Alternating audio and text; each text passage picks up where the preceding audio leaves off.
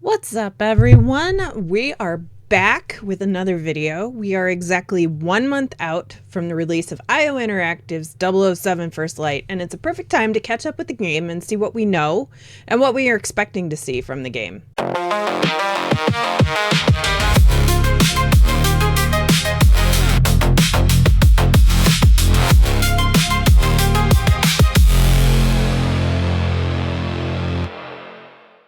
First off, let's do a quick recap of what we've seen over the last year's marketing cycle before diving into the latest information that we've been given by IO. James Bond is a young retired military guy trying to earn his 00 status by performing missions in service of Her Majesty. Since Bond was set just shortly after World War II in Ian Fleming's books, we would assume that this is still under Queen Elizabeth shortly after World War II.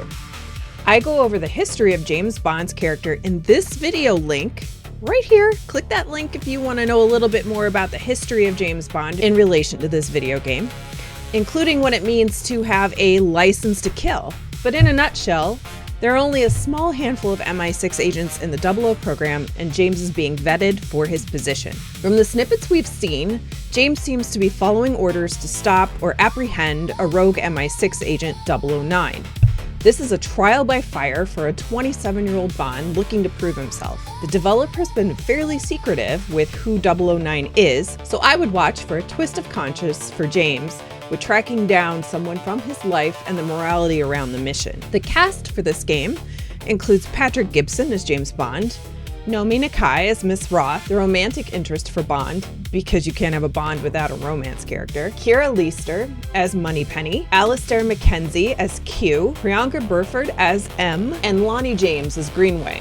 While most of these characters are well known to fans of the Bond films, Greenway is a newcomer to the office, so we'll see how that character fits within the MI6 offices. Beyond the character of a Bond movie, the most iconic and highly anticipated moment is the opening credits. It's a highly sought-after honor for artists to be selected for the opening song to a Bond movie. IO Interactive has very smartly chosen in the tradition of creating an absolute epic opener for the game. The visuals for the opening credits are tonally perfect and crafted respectfully to pay homage to the source material of Bond.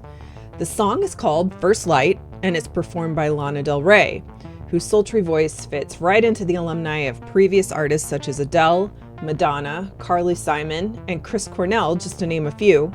Kudos to IO for nailing this opener. Now, to the latest offering from IO for gameplay. On April 22nd of this year, IO released a new 4-minute video called Rules of Spycraft. The first rule is to know how to blend in. This would be, I think, what we're all expecting from another IO Interactive game.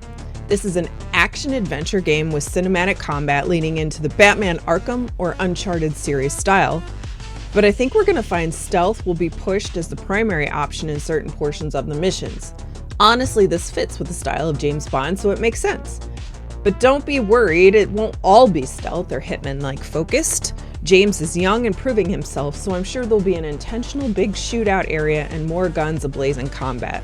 Second rule is to always come prepared. Here's where we lean hard into Q's gadgets and Bond's creativity. We also learned from this segment that MI6 headquarters is basically your hub world, similar to, say, Black Ops 6, where the house on the mountain was your return location and you'd build relationships, change loadouts, select missions, etc., etc. I thought we'd see more of a linear story, but appears that IO is leaning even more into the vein of Hitman by having a mission board with multiple degrees of difficulty for each mission for you to choose and replay. We'll see how this works within the story, but I'm a little disappointed that it's not more linear with those mission boards and difficulty options opening up after the story in, say, a New Game Plus style option, but we'll see how that works out. To the gadgets.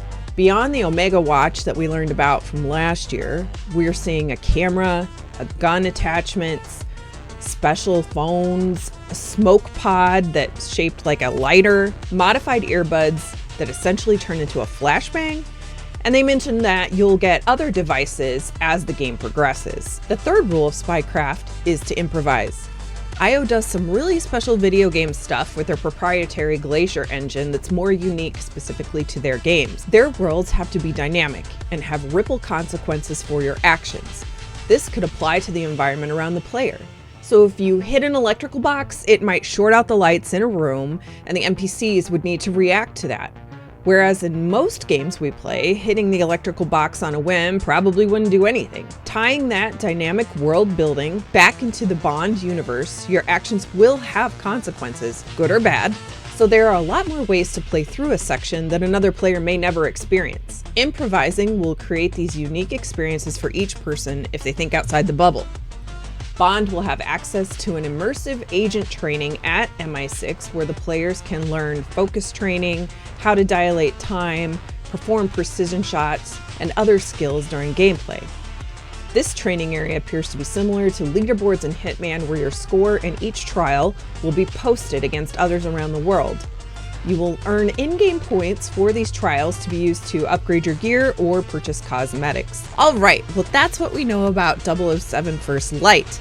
I doubt we'll see much more new information about gameplay. I think at this point they'll be running trailers and promoting the game with their current cinematics, which do look absolutely fantastic. I'm getting excited for the game, but with just a little caution on how much Hitman DNA I do see here. Absolutely, Hitman and Bond are a great pairing, but I'm really hoping that this breaks out of the Hitman formula and shell and takes on a new perspective in IO's portfolio. It's a perfect stepping stone for them to take what they're really good at and try a more narrative experience. Let me know what you think in the comments. Do you like Hitman, and are you excited that the bones of this Bond game seem to be aligning with the Hitman structure? Are you picking this up day one, or are you gonna wait and see what the reviews are like? The reactions around this game are kind of all over the place, so I'm having a hard time gauging the hype for it.